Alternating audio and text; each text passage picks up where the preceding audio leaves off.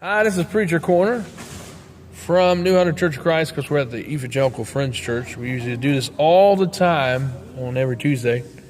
Basically, I'm going to tell you about a topic. There is a problem in the world with people. Sometimes people like to be controlling. They like to be domineering, and they like to have power and pleasure over domineering other people. And then when you try to confront them about it, the mystery is that you can't take criticism. Well, really, it's them that can't take it, because they like to dish it out, but they don't like to receive it. That's their way of trying to turn it around on you. So the thing is, if you're like that, God has a message for you. Stop doing it.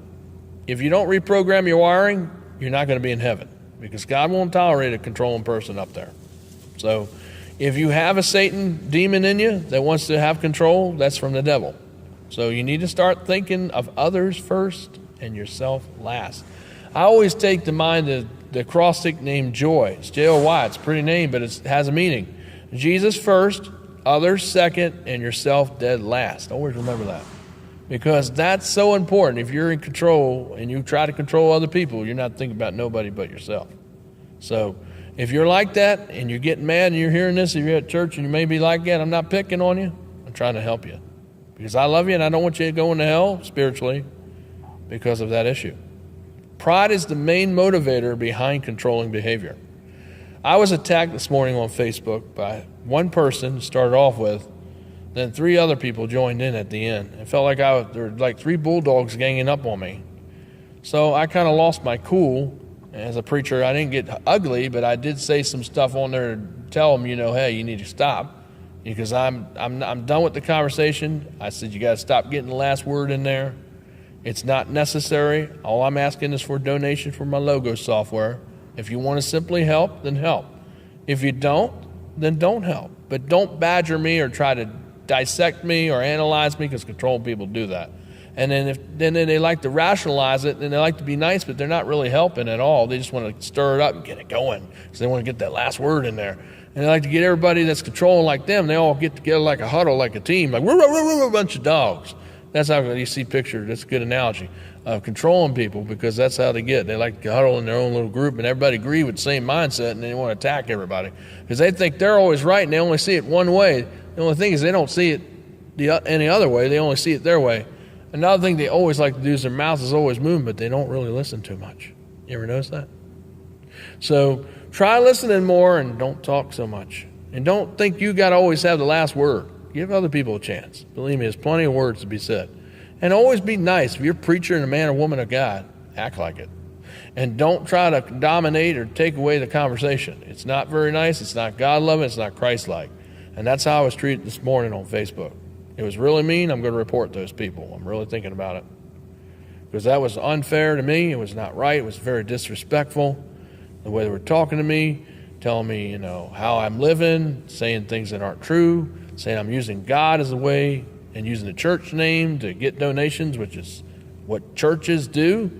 I thought, because you always have fundraisers and always have those things, that's what churches do. And that's not using God in the wrong way to pay for bills. That's just ministry, because I need help right now.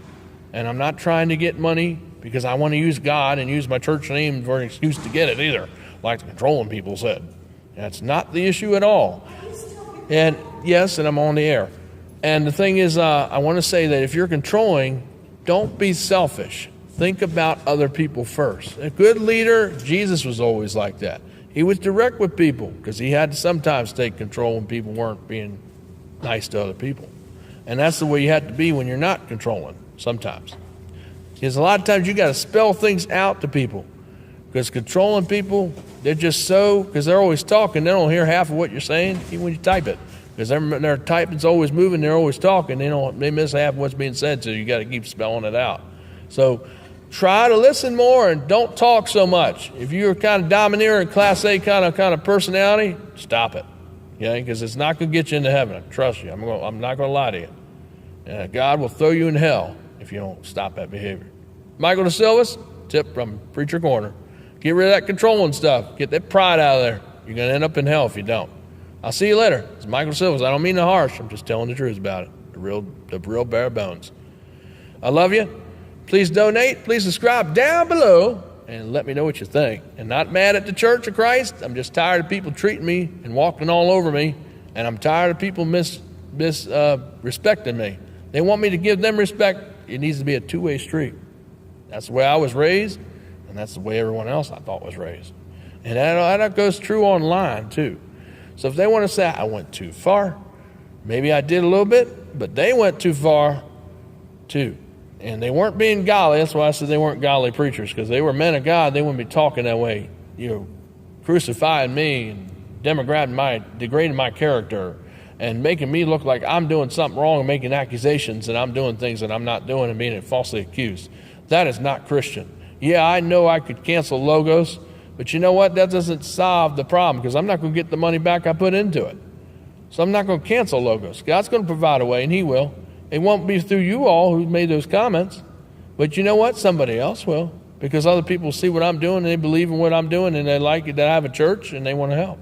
That's what people do when you're men and women of God. You don't argue and try to diffuse it because you don't have the ways to pay for it. So you want to argue to get other people in your cause to cause, just chaos just because you don't want to pay for it. You don't have to make it hard on other people. If you don't want to pay for it, don't say nothing. Other people can make their decision for themselves. They don't need you to do it for them. And if you got something to say, best if you ain't nice, like my mom always said, don't say it. Nice words, if you can't say nothing nice, don't say it at all. That whole conversation online, we didn't even have to have. Because if you read the videos, you watch the videos, and you read my stuff and you see what I put online, you know what I'm about. I'm about God. I'm a real preacher. I'm not some dumb person that fell off the truck. I know what you're about, and if you're a real man of God, y'all need to start talking to me better online. I don't care who you are or where you're located at. I could trace and find out where you are if I really wanted to, because I'm an IT person. You're talking to a computer guy. So you got to be heard for what you're saying, because I can report you. I'm really thinking about doing it. You were out of line. You can say I was out of line, but I kept every conversation. I kept all the things you said, and I'm not threatening you. But if you do it again, I guarantee you they're going to come up to your door and arrest you. So you better be able to behave yourself. I'm going to tell you. I'm warning you. So, you're being very disrespectful. And as a preacher, a man of God, nobody should be that way. That's all I'm going to say about it. And I had to remind you all and told you, I said, I don't want to be, leave me alone. That means stop talking. Nobody wanted to take the clue to stop. Everyone to continue with the verbal assault. And then another third guy coming, I don't even know who any of you all are. Usually when I talk to people about things, I want to know who you are. I don't want to just talk to somebody. I could be talking to anybody. I could be talking to a prisoner in Timbuktu. I don't know who you are. But, the thing is, I can find out. And I can find out who you really are. So, you need to stop talking like that, because that's what I do for a living. I watch rooms. I actually manage a lot of domains on Facebook. You don't know it, but I do. You know it now. So the word's out. Behave yourself. If you don't, you may not be preaching anymore. You'll be doing it behind bars. So, be nice, be kind, and rewind, as they say. And always be nice to people and be respectful. Don't try to think you know all the answers like you're CIA when you don't know half of what you're talking about. Always know what you're talking about before you make accusations. That's what I've always learned in training. Don't make any kind of assertion unless you know it to be 100% true. And then you make a statement. Okay? So remember, get rid of that controlling. I love you. See you later. Shalom.